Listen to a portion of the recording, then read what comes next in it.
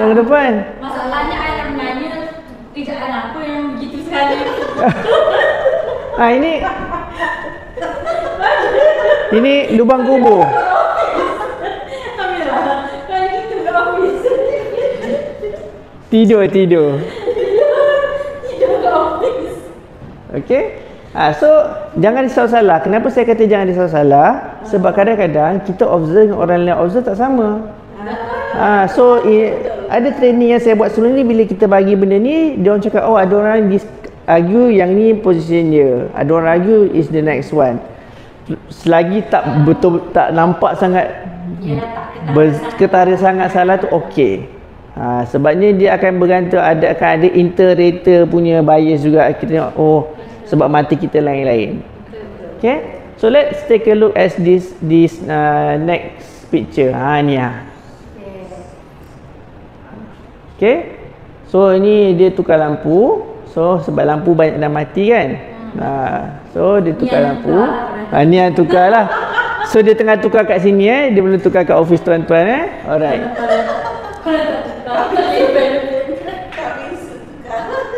Okay, so kita tengok kepala dia dulu. Dia bagi dah ni ada lukisan ni.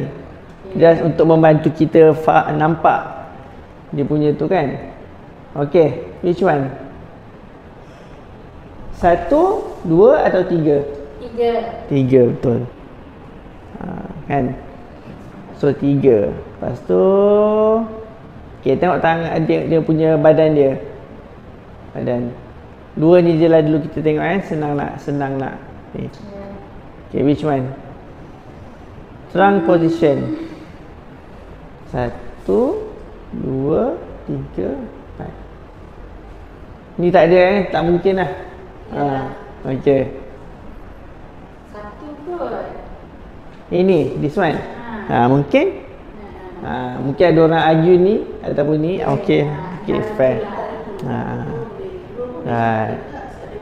Ada macam ada orang macam ada orang macam argue cakap, mana ada, takkanlah belakang dia straight, dia dongak ke atas kot. Kan. Okay. Kan. So there could be the slight differences in terms of the iterator difference in scoring tu, biasalah sikit-sikit tu akan nampak beza. Alright. Okay, next we are going to look at physical environment. So what do you understand about physical environment? Apa yang kita boleh cakap kalau kita kata physical environment ni, kita membayangkan apa? Keadaan sekeliling. Okay. Peralatan yang digunakan, okay. Bangunan macam sink. Bangunan tu ada keluar tu, apa tu? Dari segi kan kita boleh delik juga kan. Bangunan. Bangunan sengit. Kalau maksudnya Sama ada di dalam bangunan ke di luar bangunan. Kan? So physical environment, betul? Very good. So good attempt. Physical environment ni apa yang di sekeliling kita? Where are you working? Are you working indoors? Are you working outdoors? What kind of temperature that you are working in? Contoh kita kerja dekat, kata dulu doktor pergi mana doktor? Overseas kat mana? Yang sejuk-sejuk sikit. Contohnya England ke kan, pergi London ke, pergi Jepun ke, ataupun mungkin kerja di tempat yang panas, contoh tropik macam kita kan. So benda ni semua diconsider sebagai physical environment. So when we are talking about ergonomic risk, okay, kita consider benda ni lah, the context ataupun environment where the individual is working. So major concern ataupun major difference usually in our context, dalam konteks Malaysia ni, whether you are working indoor ataupun outdoor. Sebab kita kat luar memang panas letting kan, kat dalam ni yang macam sejuk sikit, kadang-kadang terlebih sejuk. Tu ada beza dekat situ. And then third environment yang mana mungkin ada certain employee bekerja ialah enclosed machine. Contohnya memandu lori, membawa jentera dan sebagainya. Ini considered as another environment lah. Okay, so ini adalah components yang tertakluk bawah environment, physical environment. Tengok kat sini Nanti kita touch satu-satu. Vibration, lighting, structural features, allergy atau allergen, sound, thermal environment and as well as chemicals and toxins. Okay, ini semua bawah physical environment. So ini thermal environment, suhu. Okay. So untuk badan manusia normal range kita ni lah 3.67. Kalau biasa check budak temperature 37.5 tu dah demam kan. So our working temperature is around 36 to 37. Kalau dah lebih 39.5 tu dah disabling. Over 42 degrees is usually fatal. In the human body, bukan kat luar. In our body. Kat luar ada je tempat yang 40 lebih semua ada kan. Cuma kita dalam. The lower acceptable limit is 35.5 and 33 degrees Celsius marks the onset of cardiac disturbances. Kalau terlalu sejuk internal.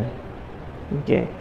So kita tengok beza dia. In cold environment, badan akan meningkatkan kadar metabolism untuk menghasilkan haba. Okay.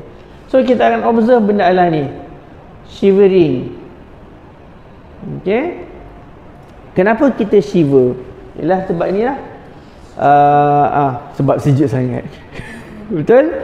So shivering is the reaction of the body towards cold lah. Dia menghasilkan the shivering itself is directed towards trying to generate heat for the body, kan? Okay. And kita juga pakai pakaian yang lebih tebal to reduce heat loss.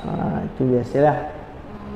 Dan terbalik pula, in hot environment, okay, kita punya badan akan mengurangkan kadar metabolism untuk mengurangkan penghasilan haba. Dan usually bila dalam keadaan panas ni kita akan reduce work rate lah. So kita akan bukan reduce work rate. Sebab apa? Sebab panas lah. Tak naklah bekerja di tempat panas kan. Kita melindungi diri kita sendiri. Kita ada rehat yang lebih dan kita menggunakan pakaian yang melindungi diri kita. Contoh macam topi cendawan tadi. Kan dia bercucuk tanam kan. So they wear protective lah, protection for themselves. So yang ni yang dia kata, usually accepted that people work best at temperatures between 16 to 24. Although depends lah on what work that you are doing kan. Kalau you perform kalau kerja tu kerja yang lebih berat, biasanya kita ambil temperature yang rendah sedikit sebab dia membantu. So kerja berat, kita sendiri badan dah produce heat, kita nak bagi employee tu comfortable, kita akan turunkan ambient temperature dia sedikit. Ini standard lah ya? Ni kita kata norms lah, norm. Nak kata standard nanti standard lain. Standard ni kita kata what is not usually observed. What is usually observed. Is 20 lah katanya. Aku ada harus panas ni. Macam mana? Tak nak boleh temperature dulu. Ada tak boleh dapat tak ambient temperature? Tapi saya tak reti. Ni user issue. Ini dia detect kat luar je sebab ni kan. Dia pakai tu ke? Bukan news. Right. Oh. Okay. So ini tak I rasa bilik ni panas. Betul a bit warm eh? Mungkin kita boleh complain juga. Semua complain. Baik. So ni dia katalah ni Chartered Institute of Building Service Engineers, dia bagi recommendation. Namanya pun recommendation. Ni. So ni dia.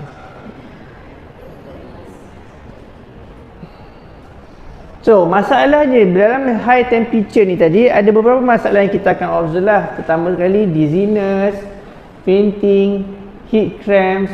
So kalau kata terlalu panas hingga melebihi ataupun mencapai 39 darjah Celsius, kita akan observe heat stroke lah. There is a risk of heat stroke atau collapse.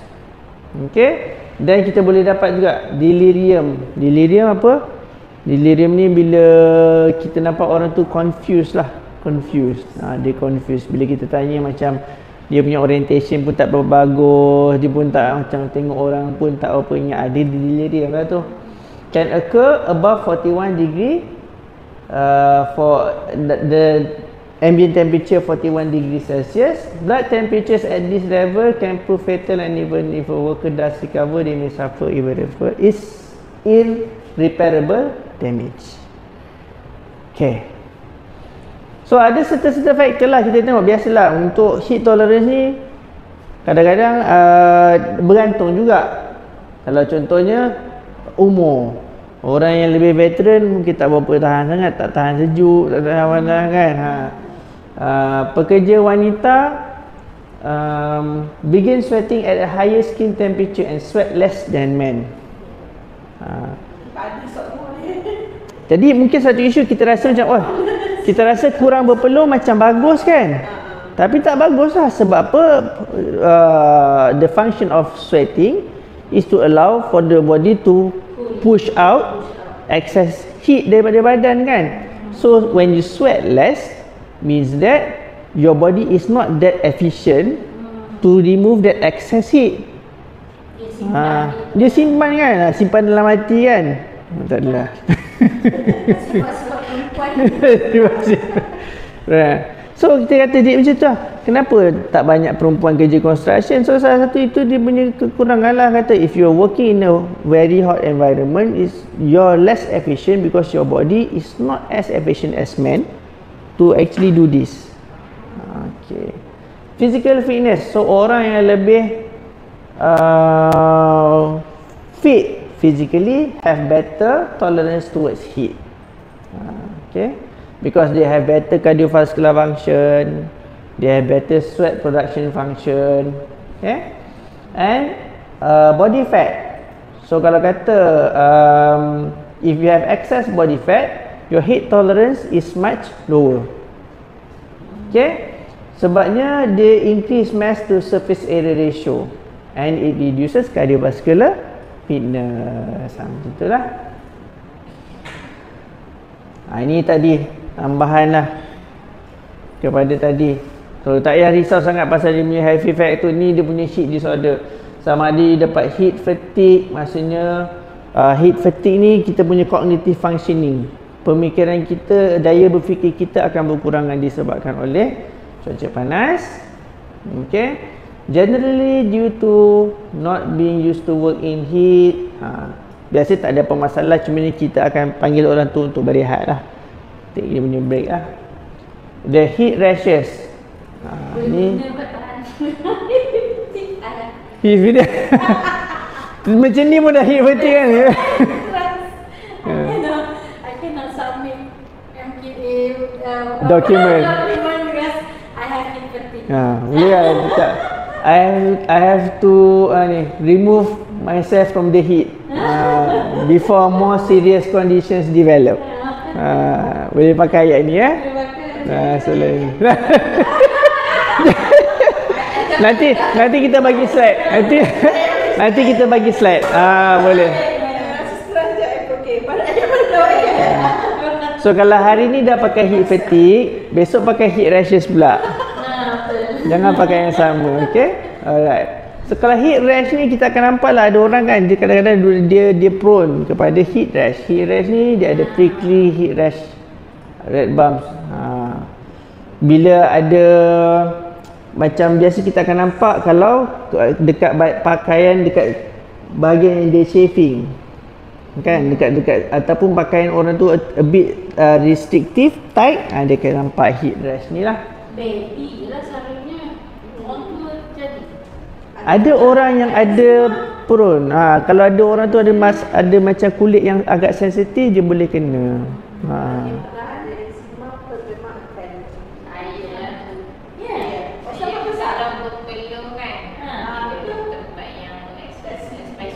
yang kena skin dia macam dia tight sikit kan. dia akan jadi. Oh, so you tak boleh pakai pin lah macam ni? Saya sebenarnya saya kena pakai emas. Wah.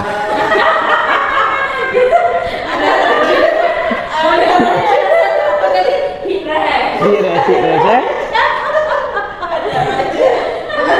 Boleh beritahu husband I have hip rash. So macam mana tu? Please replace with gold. Okay. Alright kan. Okay, seterusnya kita ada heat collapse. Heat collapse ni easy lah. Bukan easy je, maksudnya dia collapse. Dia bila tak dapat oksigen yang penuh kepada otak. When the brain does not receive blood, it receive enough blood to the brain. Okay, kan? New things lah really. Apart from heat stroke yang lain tak pernah dengar. Okay. Heat cramps tak pernah dengar juga. Okay. Heat cramps ni, heat cramps ni biasa dia akan jadi pada orang yang, contoh kadang orang yang ambil sport long distance marathon runner, sometimes dia kena heat cramps. Dia lari dalam panas, body produces this much sweat to actually accommodate, tapi dia tak boleh support juga, so dia akan kena heat cramps. Muscles begin to fail lah, dia akan dapat cramp. So heat cramps. And then you have heat exhaustion. Heat exhaustion ni dia macam ni lah. Dia ada headache, nausea, dizziness. So this sometimes dia akan jadi benda lah ni, jadi heat stroke. Okay. So heat stroke ni yang paling orang kata dangerous lah, because this our body is capable of maintaining livable or is maintain to dia punya condition, internal conditions tu kita panggil term dia homeostasis lah, untuk maintain kita punya survivability. So kalau kata suhu badan kita dah cakap tadi 36 hingga 37. So kalau kata kita masuk tempat yang sejuk atau masuk tempat yang panas, kita punya suhu badan biasa akan bertukar lah kan, ikut tempat yang kita masuk tu. Tapi badan kita ada internal system supaya kita punya internal temperature maintains the same. But let's say kita pergi ke tempat yang panas dan badan kita tak boleh cope dan the regulation within our body fails, ini dia akan refer kepada heat stroke. So instead of heat exhaustion dengan heat fatigue tu apa beza dia? Macam sama je. Dia kurang kan? Tapi bila kita cakap pasal heat exhaustion ni, dia punya symptoms dia lebih teruk daripada heat fatigue. Okay. Dia daripada atas sampai bawah. Boleh lah, boleh nak kata. Yes, ni kadar betul. Ya dan tak. Sequence lah. Kalau heat rash tu ubat dia gold, yang bawah tu lagi mana? Lamborghini.